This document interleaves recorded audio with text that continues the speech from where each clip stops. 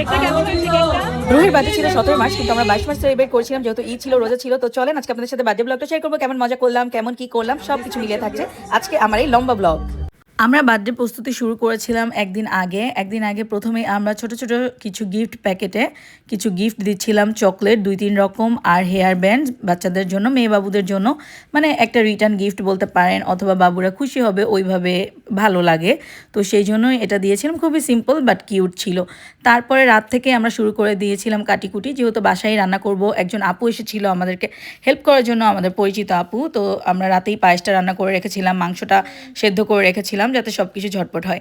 সকালবেলায় শুধু বিরিয়ানিটা রান্না করে আর রেডি হয়ে আমরা এই যে চলে আসছি পার্কে, এসেই বেলুন ফোলানোর কাজে লেগে পড়েছি সবাই মিলে। সবাই বলতে আমরা 3-4 জন যারা ছিলাম মিলে বেলুন ফোলাচ্ছিলাম। আর রুহিকে বললাম একটু ফটোশ্যুট আর ভিডিও করে ফেল এই ফাঁকে, তো ও সেটাই করলো, একটা বেলুন নিয়ে দৌড়াদৌড়ি করলো। তারপরে রাহা আর এখানে আছে আমাদের আরেকটা কিউট বেবি আয়শা, ওদেরকে নিয়ে আমি ভাবলাম একটু ফটোশ্যুট করে ফেলি, যেহেতু কোনো গেস্ট এখন আসেনি। তো এই হলো আমাদের ফাইনাল লুক, এটা এইভাবেই আমরা আসলে সাজিয়েছি। খুবই সুন্দর লেগেছে রুহির বার্থডে ডেকোরেশনটা। তো সব বাচ্চারা এর মধ্যে চলে এসেছে ডেকোরেশনের পরপরই। তো সবাই মিলে একটু ফটোশ্যুট করছিল, একটু নাচানাচি করছিল এবং দেখছিল। আমি কয়েকটা ফটো নিয়ে নিলাম, সবাই মানে একটু পিকচার একটু ভিডিও নিয়েই ব্যস্ত ছিল। তারপরে এই যে সব গেস্ট আমাদের চলে আসছে, আমি ভাবলাম কি আমরা খাওয়াবো সেটা আপনাদের সাথে একটু শেয়ার করি, সেজন্য ভিডিওটা নিয়ে নিলাম। এখানে ছিল ডিম সেদ্ধ, তারপরে ছিল সালাদ, শসা, তারপরে টমেটো, তারপরে পেঁয়াজ, কাঁচামরিচ এগুলো। আর এখানে ছিল মেন ফুড বিরিয়ানি, যেটা আমি রান্না করে নিয়ে আসছি। আর ছিল এখানে কিছু স্ন্যাক্স আইটেম, এখানে বাচ্চাদের জন্য রেখেছিলাম নাগেটস, তারপরে আছে সমুচা আর চিকেন ফ্রাই। শুধু বাচ্চা না, বাচ্চা বড় সবার জন্যই রেখেছি, সবাই খেয়েছে। আর এই যে রুহি অনেক খুশি ফ্রেন্ডদের সাথে, এই দুইজন হলো রুহির স্কুল ফ্রেন্ড এবং সবসময় তারা একসাথে থাকে, একসাথে টিফিন খায়, তো ভাল লাগে। আর এই যে আমাদের কিউট গার্ল, ওকে আমি সবসময় বলি new model in the town, কারণ ওর হাইটটা মাশাল্লাহ অনেক ভালো, অনেক লম্বা চোরা, আমার খুবই ভাল লাগে এবং খুবই কিউট এই বাচ্চা মেয়েটা। তার বয়স কিন্তু মাত্র 14 বছর, কেউ আবার ভাববেন না অনেক বড় একটা মেয়ে। আর এই যে তার মা, তাদেরকে আমি মজা করে বলছিলাম 2 বোন লাগছে, কারণ একই ড্রেস পরা। তো ভাবি সবসময় খুব আসলে এনজয় করে এই ধরনের যে অনুষ্ঠানগুলো হয়, তার থেকেই আসলে মূলত আমি শিখেছি বলতে পারেন। এই দেশে এসে আমি তাকে দেখে অনেক অনুপ্রাণিত হয়েছি যে কিভাবে বাচ্চা সামলিয়ে এত সুন্দর করে ফিট থেকে এত অর্গানাইজ করা যায়, এত অনুষ্ঠান করা যায়। তো যাই হোক, ভাবির বাসায় হয়তো বা আমাকে অনেকেই দেখে থাকবেন, অনেক ভিডিও আমি আপলোড করেছি। তারপরে এই যে বাচ্চারা খাচ্ছিল, আসলে আমরা খাওয়া শুরু করে দিতে বলেছিলাম, কারণ কেক এখন আসেনি আর রুহির বাবা কেক আনতে চলে গিয়েছে। তো এই ফাঁকে আমরা ভাবছিলাম যে খাওয়া দাওয়া শুরু করা যাক, যেহেতু 3টা বেজেই গেছে দুপুর। তো ওয়েদার মোটামুটি ভালোই ছিল, কিন্তু মাঝখানে আবার একটু বৃষ্টিও আসলো, একটু আলো হচ্ছিল আবার একটু অন্ধকার হচ্ছিল। সেটা যাই হোক, সবাই খুব মজা করে আমার বিরিয়ানি খেয়েছে এবং বলেছে অনেক বেশি মজা হয়েছে, সেটা শুনে আমি আসলেই খুবই খুশি হয়েছি। তারপরে এই যে আমাদের কেক চলে আসছে। হ্যাঁ, ও ম্যাচিং ড্রেস তো কেকের সাথে। হ্যাঁ, তো সে খুলবে কেক। দেখো করতেছে কি করো বিরিয়ানি খেয়েছো রেনিসা? কেমন হয়েছে?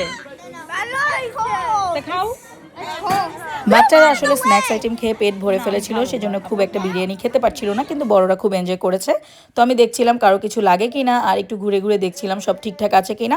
রাহা তো কোল থেকে মাশাল্লাহ নামছেই না, তার কোনো জায়গায় গেলে আমার কোলে উঠে বসে থাকতে হবে, কিন্তু তারপরও মাশাল্লাহ সে অনেকের কোলে এখন যায় এবং অনেকটাই এখন সে ফ্রি হয়েছে।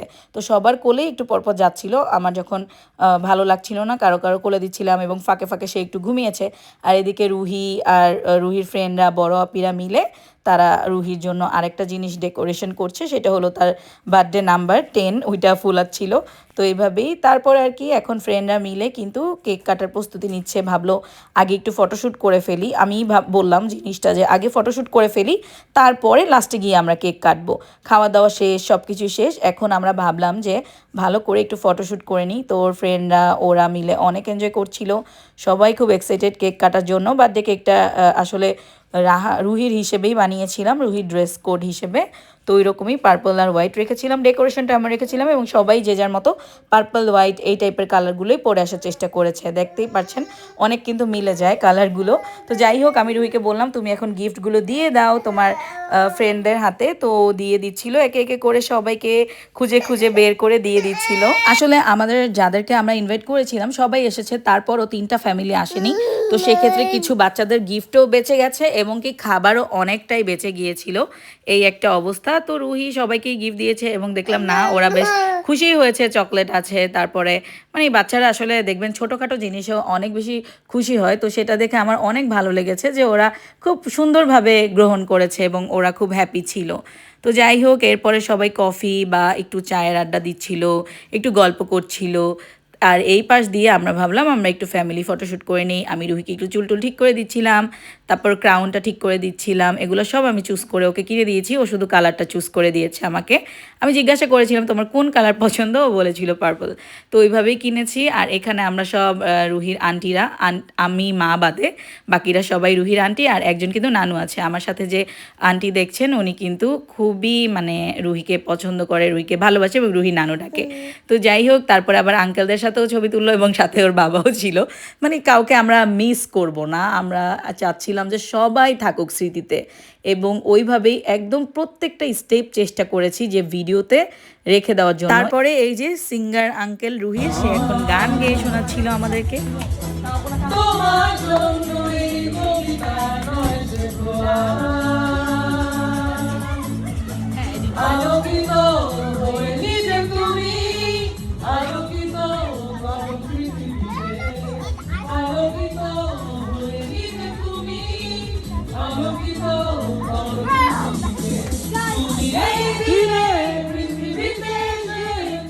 গান শুনতে শুনতে এই ফাঁকে গিয়ে আমরা আবার একটু ফটোশুট ভিডিও করে নিলাম। রুহিরাহার সাথে আমি এটা করলাম, তারপরে আবার ভাবিরা আপুরা যারা ছিলেন সবার সাথে একটু পার্কে কিছু ফটো তুলে নিলাম।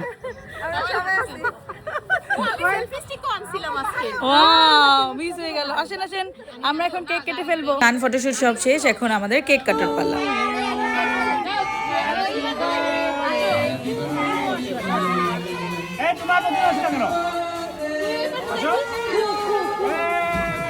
Happy birthday, dear Ruhi. Happy birthday to you. Yay! Baxa, royal daddy, Baxa, royal daddy, Baxa, to you. Happy birthday.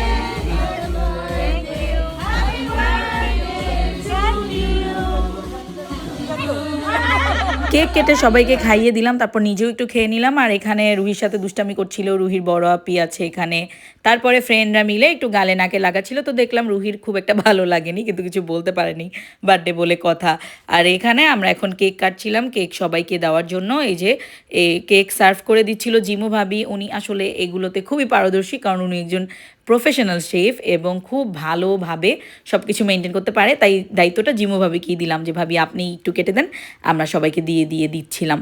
তো এই হলো অবস্থা। আর যাদের রেস্টুরেন্টে, সেটা হলো এই যে সুমায়া ভাবি, ওনাদের রেস্টুরেন্টেই আসলে আমরা এই অনুষ্ঠানটা করেছি। তো ভাবিও অনেক অনেক হেল্প করেছে, অনেক সাপোর্ট করেছে।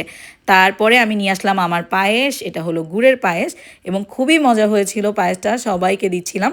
মানে খাওয়া দাওয়া শেষে, সব কিছু শেষে তারপর লাস্টে ডিজার্ট যেটাকে বলে। তো এইভাবেই আমাদের কিন্তু সন্ধ্যা হয়ে গেল। এই ফাঁকে যে যার মতো কফি টফি খেলাম, আড্ডা দিলাম, গল্প করলাম, আরও কত কিছু।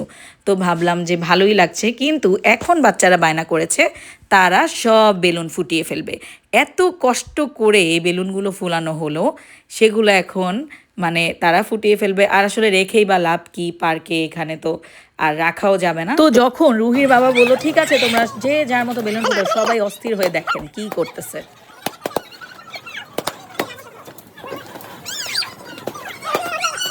যে মজা পাচ্ছে বেলুন ফুল।